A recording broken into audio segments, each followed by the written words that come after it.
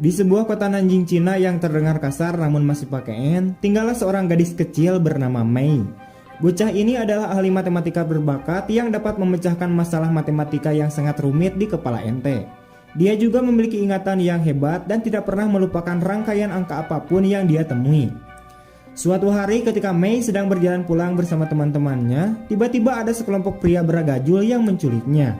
Dia kemudian dibawa ke seorang pemimpin mafia Cina bernama Han. Data digital perusahaan kriminal Han dapat dilacak. Oleh karena itu, dia ingin menggunakan Mei sebagai kalkulator mental pribadinya yang dapat mengingat data untuknya. Awalnya, gadis kecil itu menolak untuk bekerja sama. Tetapi ketika dia mengancam akan membunuh ibunya, akhirnya dia setuju untuk melakukan apapun yang diperintahkan. Di bawah asuhan anggota geng terpercaya mereka bernama Chang, Mei dibawa ke New York di mana dia disembunyikan sebagai putrinya.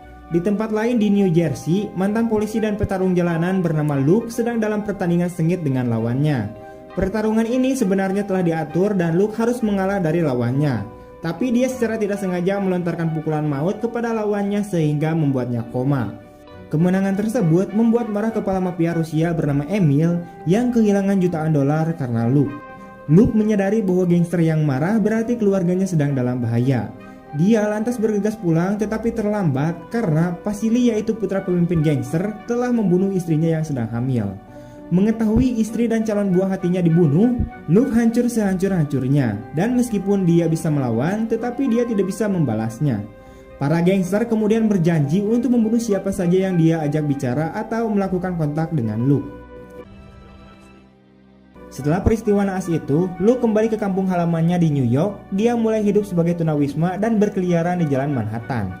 1 tahun kemudian, Mei masih bekerja dengan geng tersebut. Chang mengajaknya jalan-jalan mingguan di Chinatown. Dia mengingat presentasi keuntungan atau kerugian bersih yang dihadapi setiap toko. Pemilik toko seharusnya membayar geng itu sejumlah uang sesuai dengan keuntungannya. Maka, Mei terbukti menjadi aset yang berguna bagi mereka. Sepanjang waktunya bekerja dengan geng, dia telah belajar banyak tentang cara kerja bisnis di dunia gangster.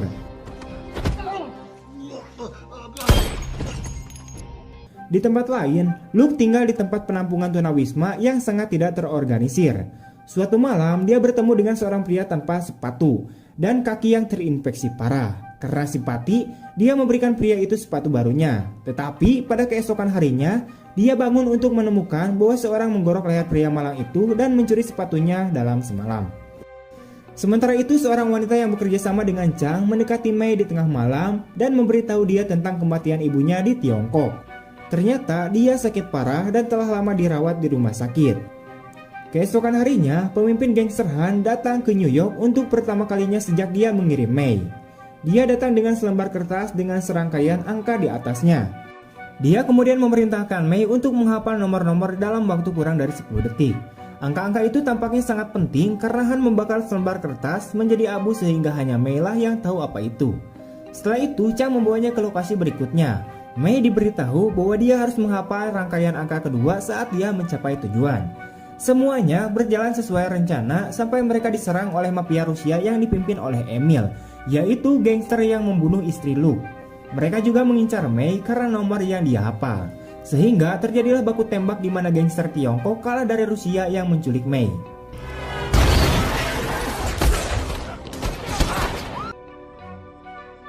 Di tempat lain, Luke mengalami hari yang buruk karena seorang pejalan kaki mencuri uang sarapannya. Saat mencoba membeli sesuatu, dia bertemu dengan mantan rekannya di kepolisian. Pria itu langsung mengenali Luke dan membawanya ke gedung yang ditinggalkan bersama sesama polisinya. Jauh di masa lalu, Luke menyanggah cara korup mereka dalam membantu para gangster lokal. Polisi malah marah padanya karena membuat mereka dalam masalah saat itu. Mereka memukulinya dan menghina dia, tapi dia tidak membalas.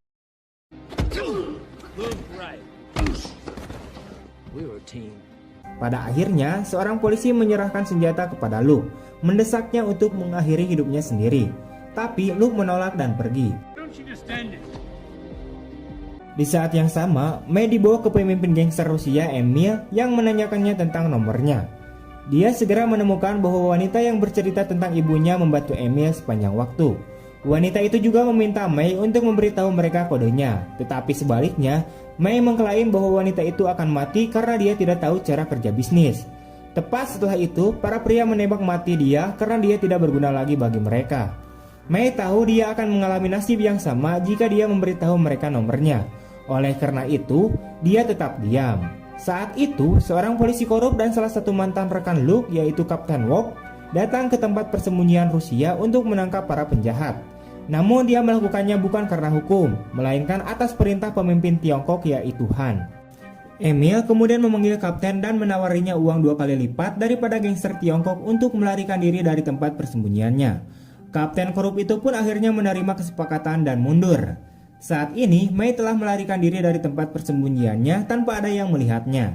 Baik gangster Rusia maupun Cina mulai mencarinya, dengan harapan dapat menemukannya sebelum kelompok lain melakukannya. Mei akhirnya mencapai stasiun kereta bawah tanah tempat Luke akan mengakhiri hidupnya. Di saat beberapa detik lagi dari melompat ke rel, tiba-tiba matanya teralihkan pada seorang gadis cilik yang ketakutan, yaitu si Mei. Dia juga memperhatikan para gangster yang membunuh istrinya sedang mencari gadis kecil itu. Untuk melarikan diri dari mereka, dia naik kereta bawah tanah, tetapi geng itu melihatnya sekilas dan mengikutinya di belakang.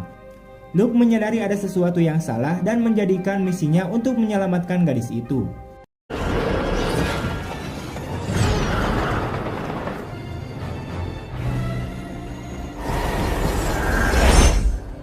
Dia mengunci kereta bawah tanah dan membunuh semua orang Rusia dalam perjalanannya. Salah satu dari mereka mengenali Luke sebagai pria yang mereka pukuli setahun lalu.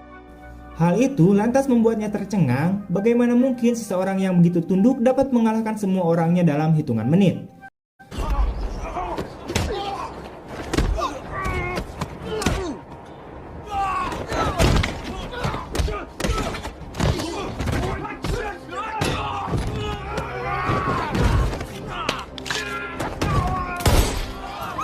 Pada akhirnya, dia juga terbunuh dan Luke akhirnya bertemu dengan Mei.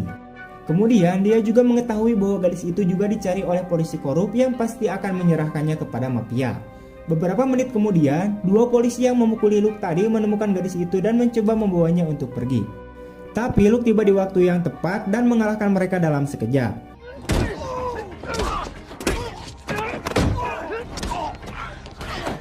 Hal itu membuktikan bahwa dia diam hanya karena dia menginginkannya. Tapi di sini Mei masih tidak mempercayai Luke karena ia mengira Luke masih komplotan para gangster. Mereka kemudian masuk ke sebuah mobil saat mafia Rusia tiba. Pengejaran mobil berkecepatan tinggi terjadi di jalanan Manhattan.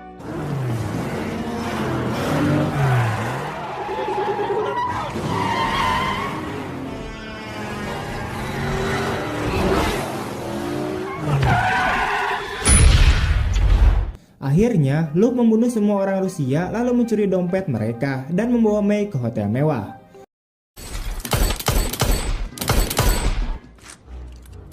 Let's go. You okay? Di tempat lain, sang kapten mengetahui bahwa Mei diambil secara paksa, bukan oleh mafia tetapi oleh Luke. Dia kaget karena Luke tidak terlibat dalam kejahatan apapun sejak dia keluar dari kepolisian. Sementara itu, setelah check-in di hotel, Mei mulai mempercayai Luke dan memberitahunya tentang angka-angka yang dia hafal. Saat memeriksa format angkanya, dia mengetahui bahwa itu adalah kombinasi dari brankas. Mei mengatakan dia seharusnya menghafal angka kedua sebelum Rusia menyerang, yang berarti ada 2 brankas dengan sesuatu yang sangat berharga di dalamnya, yang mungkin diperdagangkan oleh mafia Cina. Saat itu, Chang mengetahui lokasi Mei menggunakan alat pelacak yang gak canggih-canggih amat di ponselnya. Dia dan anak buahnya tiba di hotel dan memulai baku tembak. Kekacauan terjadi ketika orang mulai berlari untuk menyelamatkan nyawa mereka. Akhirnya, Luke terlibat perkelahian dengan para gangster yang menyebabkan dia dan Mei terpisah.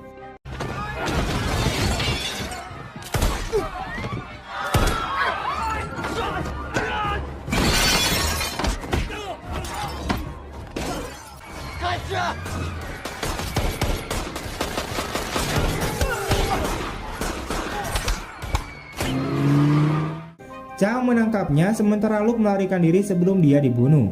Dia tahu bahwa dia tidak bisa meninggalkan Mei sendirian dan siap melakukan apa saja untuk membuatnya kembali aman.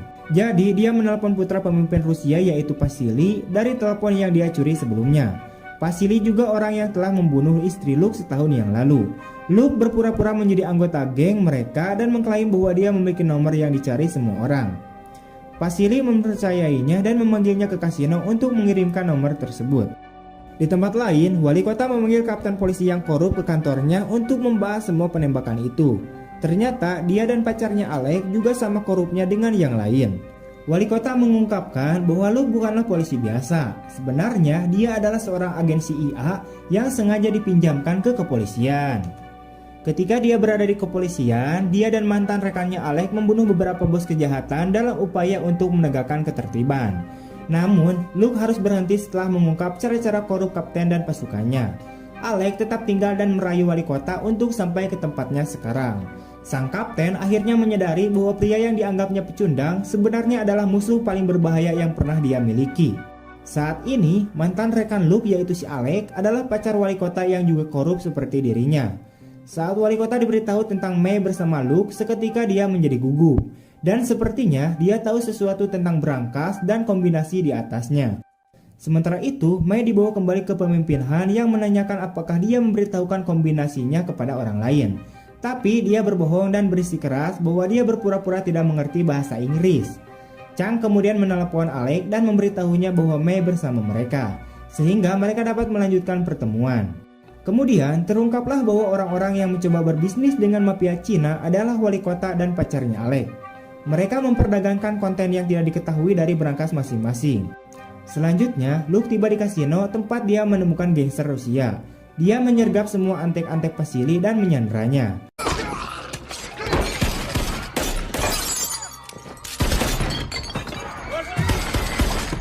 Luke berencana menggunakan dia untuk mengancam pemimpin Rusia yaitu si Emil.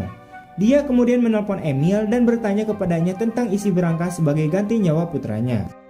Emil mengungkapkan bahwa berangkas dengan gangster Cina memiliki 30 juta dolar di dalamnya, sedangkan berangkas dengan wali kota memiliki sesuatu yang sepadan dengan uang yang disebutkan di atas. Para pihak akan berdagang menggunakan gadis kecil itu, tetapi mafia Rusia masuk dan menghancurkan rencananya. Namun saat ini Cina berhasil memiliki May kembali sehingga rencananya kembali ke jalurnya. Di sisi berbeda, Chang pergi menemui Alec dan bertukar kode. Sekarang, satu-satunya cara bagi Luke untuk menyelamatkan gadis itu adalah dengan mendapatkan 30 juta dolar dari mafia Cina sebelum perdagangan dilakukan. Tapi, dia tidak bisa melakukannya sendirian karena berangkasnya tersembunyi jauh di dalam Chinatown dan dilindungi oleh orang yang paling berbahaya dari gangster Cina. Jadi, dia meminta bantuan dari mantan rekan polisinya. Mereka lalu setuju untuk membantunya asalkan duitnya dibagi rata. Kampret emang. Remember that next time, you little trigger finger.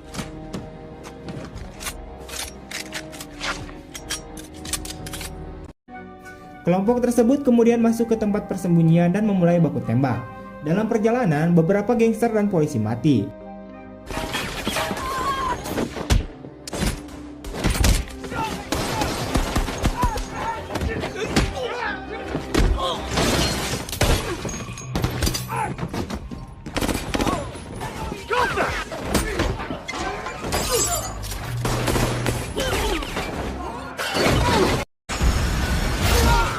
Ketika mereka akhirnya mencapai loker, Luke mengkhianati polisi dan menembak mati mereka, kecuali sang kapten, yang dia sandra bersama Vasily.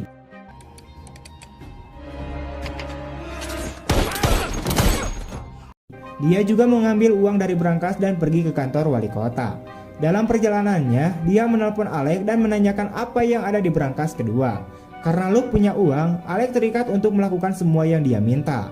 Dia mengungkapkan brankas kedua milik wali kota berisi disk dengan data tentang setiap sindikat kejahatan di New York. Wali kota ingin menjualnya kepada orang Cina, mengambil 30 juta dolar dan membiarkan geng-geng itu berurusan dengan apa yang harus mereka lakukan. Alec hendak mengadakan kesepakatan dengan Chang, tetapi karena uangnya telah dicuri, dia malah mencoba untuk kembali menemui Luke. Tapi Luke memerintahkannya untuk membawa May karena dia adalah aset penting. Di sini Alec kemudian mengikuti perintah Luke untuk membunuh Chang dan anak buahnya, dan kemudian segera pergi menemui Luke bersama May. Di sisi lain, Luke masuk ke kantor wali kota dan menanyakan isi berangkas kedua. Meskipun wali kota enggan, dia tidak punya pilihan selain memberikan Luke sebuah disk berisi data tentang setiap sindikat kejahatan di New York. Luke menjatuhkannya dan kembali menemui Alex seperti yang dijanjikan. Dengan uang dan informasinya, dia adalah yang paling kuat dalam permainan ini. Tetapi Alex memiliki sesuatu yang lebih istimewa, yaitu si May. Ketika keduanya akhirnya bertemu untuk menukar Mei dengan uang, Luke menolak untuk bekerja sama dan dia malah menyarankan agar mereka menyelesaikannya dengan baku hantam saja. Alec bersiap-siap mengumpulkan jurus congcorangnya, tetapi tepat saat itu dia ditembak di kaki oleh Mei. Kesempatan itu kemudian dimanfaatkan oleh Luke dan akhirnya dia bisa membunuhnya dengan mudah. Dia dan Mei akhirnya bebas dengan uang dan disk yang dapat mereka gunakan untuk perlindungan. Demi keselamatan Mei, Luke membebaskan Kapten dengan $50.000 sebagai kompensasi atas masalahnya. Dia juga membiarkan pasir pergi, jadi orang Rusia tidak akan melakukan apapun terhadap mereka. Luke juga mengirimkan semua sisa uangnya kepada mafia Cina agar mereka tidak mencoba mencari Mei lagi. Akhirnya, dia menyembunyikan beberapa salinan disk di seluruh kota. Jika seseorang mencoba menyakiti mereka, mereka dapat menggunakan rip tersebut sebagai cara untuk memeras beberapa orang yang berkuasa. Di akhir film, Mei dan Luke pergi ke Sydney dan memulai hidup barunya dengan aman, tentram, dan damai. Kemudian film pun berakhir.